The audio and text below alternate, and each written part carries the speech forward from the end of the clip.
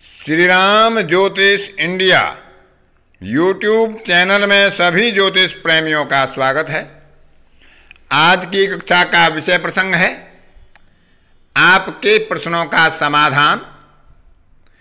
Comment box में आपके द्वारा पूछे गए प्रश्नों में से चयन किए गए कुछ प्रमुख प्रश्नों के उत्तर आपके सामने सामूहिक रूप से प्रस्तुत करने का गुरुवार के दिन का प्रयास आपके सामने प्रस्तुत है। तो प्रारंभ करते हैं। पहला प्रश्न दिवाकर बनर्जी ने पूछा है कि उच्च ग्रह यदि वक्री हो जाए तो उसके फल में क्या प्रभाव परिवर्तन हो जाता है। हमारे ज्योतिषकारों ने बताया है कि उच्च ग्रह यदि वक्री हो जाए तो वह अपनी नीचता की तरफ बढ़ जाता है, अपने स्वभाव को उच्च के स्वभाव को उच्च की प्रवृत्ति को त्याग देता है और उसके शुभ फलों में कमी आ जाती है। इसी प्रकार नीच का ग्रह यदि वक्री हो जाता है तो उसमें कुछ उच्चता के लक्षण दिखाई देने लगते हैं और उसके फल में शुभता की वृद्धि हो जाती है। अगला सवाल पॉल पटेल ने पूछा है कि चंद्रमा अकारक होकर षष्ठेश होकर और षड्बल में यदि बलवान हो लेकिन नवांश में वह वृश्चिक राशि के नीच नवांश में बैठा हो तो क्या उसका फल अशुभ होगा। तो चंद्रमा षष्ठेश है, अकारक ग्रह है। किसी ग्रह का बलवान होना अच्छा है, लेकिन नीच नवांश में यदि कोई ग्रह जाएगा, विशेषकर अकारक ग्रह, तो उसके शुभ फल लगभग समाप्त हो जाएंगे और वह अशुभ फल ही देगा, क्योंकि यहाँ वह छठे भाव का रोग ऋण और शत्रु भाव का स्वामी है।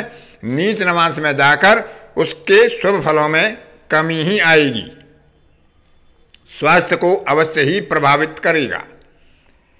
अगला प्रश्न है मीतू मीनू का।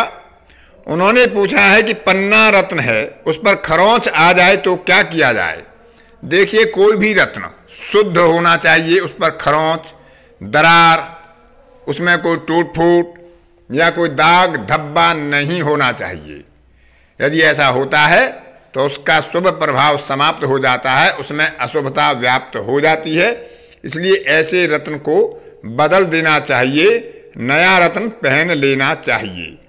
इन्होंने एक सवाल और पूछा था कि रत्न और रुद्राक्ष पहनने पर क्या चमड़े की बेल्ट और जूते आदि का प्रयोग वर्जित है। तो ऐसा हमारे शास्त्रकारों ने कहीं भी आदेश नहीं दिया कि चमड़े का सामान इस्तेमाल करना रत्न और रुद्राक्ष पहनने वालों के लिए वर्जित होता है।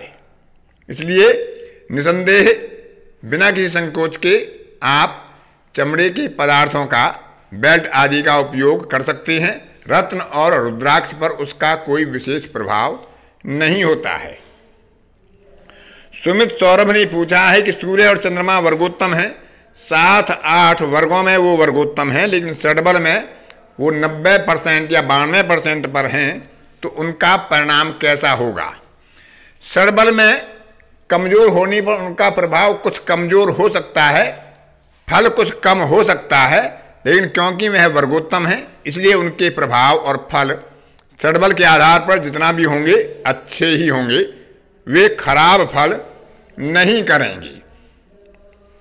अगला प्रश्न कंवलजीत कौर का है। उन्होंने कहा है कि ज्योतिष बड़ा ही गंभीर और कठिन विषय है, और यही प्रश्न सुरेंद्र गुसैन का भी है कि हम जैसे लोग क्या ज्योतिषी बन पाएंगे या क्या ज्योतिष का अध्ययन करने में समर्थ हो पाएंगे। तो ज्योतिष एक गूढ़ विद्या है, सीखने के लिए समय चाहिए, धैर्य चाहिए और लगातार प्रयास चाहिए। तो कोई कारण नहीं है कि आप ज्योतिषी ना बन पाएं या ज्योतिष विद्या ना सीख पाएं, लेकिन धैर्य के साथ, विश्वास के साथ आगे बढ़ें और निसंदेह आप भी एक दिन एक अच्छे ज्योतिषी होंगे। नेहा मिश्रा ने पूछा है कि क्या वक्री ग्रह के रत्न धारण किए जा सकते हैं। तो ऐसा कोई आदेश नहीं है कि ग्रह मार्गी हो या वक्री हो, लेकिन यदि वह हमारे लिए उचित स्थान का मालिक होकर उचित स्थान में बैठा है, 6, 8, 12 से उसका संबंध नहीं है और वह कहीं निर्बल है षडबल आदि में, तो उसका रत्न पहना जा सकता है, भले ही वह वक्री हो या मार्गी हो, क्योंकि किसी भी ग्रह का रत्न आवश्यकता के अनुसार ही पहना जाना चाहिए। अजय शर्मा ने पूछा है कि मंगल द्वादश में है, चतुर्थ भाव में बैठकर गुरु उस पर दृष्टि डाल रहे हैं, सूर्य सप्तम भाव में है, तो क्या मांगलिक दोष का परिहार होगा? तो मांगलिक दोष का परिहार गुरु की दृष्टि से नहीं बताया गया है। गुरु जब मंगल से केंद्र में होता है तब मांगलिक दोष का हमारे ज्योतिषकारों ने परिहार बताया है। इस स्थिति में मांगलिक दोष लगेगा, मांगलिक दोष का परिहार नहीं होगा। प्रशांत साहा पूछते हैं कि मेष लगन है, गुरु 11वें बैठा है, उसका फल कैसा होगा? 11वें भाव में बैठने वाले लगभग हर ग्रह अच्छा फल प्रदान करते हैं, लेकिन यहां पर वह भाग्येश और द्वादशेश होकर बैठा है। भाग्येश होकर लाभ भाव में बैठना अच्छा है, अच्छा लाभ कराएगा, धन समृद्धि अच्छी देगा, लेकिन द्वादश भाव का स्वामी अपने से द्वादश भाव में भावार्थ भाव का सिद्धांत लेकर बैठा है, इसलिए ऐसा जातक अपने व्यय को नहीं रोक पाएगा, एक के बाद दूसरा व्यय उसके जीवन में आता रहेगा और अच्छा लाभ होने के बाद भी वह धन संचय नहीं कर पाएगा, व्यय के जंजाल में उलझा रहेगा, व्यय की अधिकता रहेगी। रामवीर बघेल ने पूछा है कि किसी का सप्तमेश अस्त हो तो क्या उसके जीवन साथी के लिए आयु पर प्रभाव डालेगा, आयु कम हो जाएगी? तो यह आवश्यक नहीं है कि किसी भाव का स्वामी यदि अस्त हो जाए तो उस भाव के स्वामी से संबंधित जो भी हमारा संबंधी बनता है उसकी आयु कम हो जाएगी, यह आवश्यक नहीं है। आयु के अनेकों अंग हैं, अनेकों प्रकार हैं, अनेक प्रकार से आयु का निर्धारण किया जाता है कि उस भाव पर कैसा संबंध है, उस भाव से जो अष्टमेश है उसका कैसा प्रभाव है, सभी बातों का विचार करके आयु का निर्धारण किया जाता है। सप्तमेश अस्त होने पर पति या पत्नी की आयु कम हो जाएगी, ऐसा कोई योग नहीं बनता है। पॉल पटेल का प्रश्न है कि राहु की डिग्री यदि सबसे ज़्यादा हो तो क्या उसे आत्मा कारक बनाया जा सकता है? पहली बात तो राहु छाया ग्रह है, उसे आत्मा कारक का दर्जा नहीं दिया जा सकता। वैसे भी 7 चरकारक होते हैं और राहु का प्रयोग तब किया जाता है जब कोई भी 2 ग्रह एक ही अंश, एक ही कला और एक ही विकला पर आ जाते हैं, और यह स्थिति बहुत ही दुर्लभ होती है, बहुत ही कम होती है। फिर भी राहु को अधिक डिग्री पर होने पर तो कोई अर्थ ही नहीं बनता, क्योंकि राहु के अंशों का निर्धारण उसके विपरीत क्रम में किया जाता है। राहु के सर्वाधिक अंश तब माने जाएंगे जब वह एक अंश पर होगा और उस राशि से निकलने वाला होगा। इसलिए राहु के अंशों की गणना जब कारक का चुनाव किया जाता है तो उसके वर्तमान अंशों को 30 में से घटाकर उसका निर्धारण किया जाता है। फिर भी अन्य कारक राहु को बनाया जा सकता है, आत्मा कारक बनाना उचित नहीं होगा, क्योंकि वह एक छाया ग्रह है। वंदना दिनेश ने पूछा क्या कमेंट किया था जब राहु के फल बताए गए थे कि आपने नकारात्मक फल बता दिए हैं मेरे लिए, तो इससे मुझे निराशा हुई है और मेरा विश्वास खत्म हो गया है। तो देखिए, ग्रह तो अपना फल करेगा, मेरे कहने से या बताने से ग्रह का फल नहीं बदल जाएगा। यदि किसी का राहु अष्टम में आ रहा होगा तो निसंदेह कुछ ना कुछ हानि करेगा गोचरवश, लेकिन यदि मैं कह दूंगा कि अष्टम में आने पर भी राहु आपको राजा बना देगा तो मेरे कहने से राहु का प्रभाव परिवर्तित नहीं होगा। मैंने केवल ग्रह का प्रभाव बताया है, उसके परिहार भी होते हैं, उसके उपाय भी होते हैं, लेकिन ग्रह अपना फल देगा।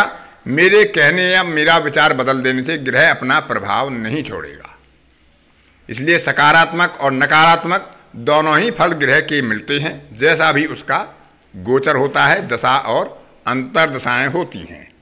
इसलिए इसमें निराश होने की और विश्वास खत्म करने की कोई बात ही नहीं है।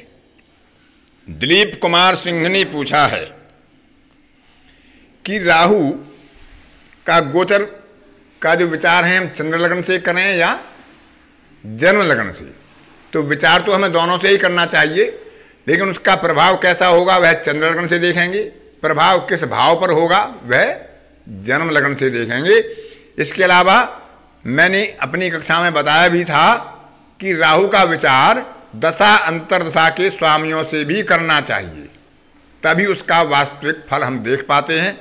क्योंकि मैंने उसमें बताया था कि श्रीमती इंदिरा गांधी का जब अष्टम में गोचर कर रहा था चंद्रमा से तो उनका विवाह हुआ था, और जब छठवें में गोचर कर रहा था जहां शुभ गोचर बताया गया है तब उनके पिता का देहांत हुआ था। तो इसलिए जो दशा अंतर्दशा के स्वामी हैं उनसे भी राहु के गोचर को विचार करना चाहिए, तभी हम उसका सफल तरीके से फल देख पाएंगे। इसके बाद दिवाकर बनर्जी ने पूछा है कि उच्च का ग्रह गोचर में खराब कैसे हो सकता है। राहु वर्तमान में मिथुन में आ रहा है तो खराब क्यों करेगा। तो आपको बताना चाहेंगे कि ग्रह का गोचर केवल उच्च और नीच पर निर्धारित नहीं होता। शनि 2.5 वर्ष तक अपनी उच्च राशि में रहता है तो क्या उस समय किसी व्यक्ति को कष्ट नहीं होता, किसी व्यक्ति को बीमारी नहीं होती, किसी व्यक्ति की नौकरी नहीं जाती, किसी व्यक्ति के घर में चोरी नहीं होती, किसी व्यक्ति का धन नहीं खोता, कोई व्यक्ति अस्पताल नहीं जाता, क्योंकि उच्च का शनि है वो तो सबको राजा बनाएगा। तो ऐसा नहीं है, उच्च का ग्रह प्रभाव भी उच्च का देगा, वो शुभ हो चाहे अशुभ हो। इसलिए ग्रह का प्रभाव कैसा होगा, दशा गोचर अंतर्दशा से प्रभाव देखें और वह चंद्रमा से और जन्म लग्न से कहाँ गोचर कर रहा है उसका प्रभाव देखें। अकेले उच्च राशि में गोचर होने से वो सबको राजा नहीं बना देगा। जैसा कि आजकल आप सुन रहे होंगे कि सारी 12 राशियां बहुत लाभ कमाएंगी, सभी को बहुत उत्तम लाभ होगा। जैसा हमारी कुछ यूट्यूब पर ज्योतिषकार कह रही हैं कि राहु अब उच्च में प्रवेश कर गए हैं, अब सभी राजा बन जाएंगी, तो ऐसा नहीं होता। गोचर का बहुत विशेष फल देखना चाहिए, विशेष दृष्टिकोण से उसको देखना चाहिए। राहु और केतु छाया ग्रह हैं, इनका गोचर विशेष रूप से ध्यान पूर्वक देखना चाहिए, दशा अंतर्दशा के स्वामियों से, चंद्रमा से, सूर्य से और लग्न से। आगे अजय शर्मा जी पूछते हैं कि बाधक भाव जो बताया है स्थिर लगन के लिए नवम भाव बताया है, जबकि वह तो भाग्य का स्वामी होता है, भाग्येश होता है, तो उसको बाधकेश कैसे कह सकते हैं। तो बाधकेश होते हैं चर राशि के लिए 11वें भाव के स्वामी या 11वां भाव, स्थिर लगन के लिए नवम भाव और द्वितीय भाव लगन के लिए सप्तम भाव, और तीनों ही भाव शुभ हैं।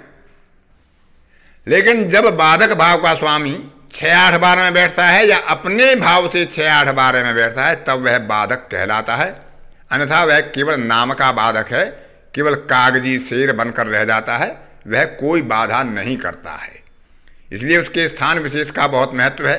यदि वह अस्त हो जाता है, नीच राशि में बैठ जाता है, 6, 8, 12 में बैठ जाता है, अपने भाव से अशुभ भाव में बैठता है, तब वह बाधक का प्रभाव अपनी दशा अंतर्दशा में प्रदान करेगा, अन्यथा कागजी शेर होकर रह जाएगा, कोई बाधा नहीं डालेगा। मार्केश की दशा अंतर्दशा आती है, वह मारता नहीं है, कुछ कष्ट दे सकता है। इसलिए केवल बाधक और मारक नाम से हमें विचलित नहीं होना चाहिए। उस समय दशा अंतर्दशा और गोचर का विचार करके ही उनके फल का निर्धारण करना चाहिए। तो इस प्रकार से हम विचार कर सकते हैं। आज की कक्षा में इतना ही। अन्य किसी कक्षा में फिर किसी नए विषय के साथ आपसे मुलाकात होगी। तब तक के लिए अपनी वाणी को विराम देता हूँ। धन्यवाद।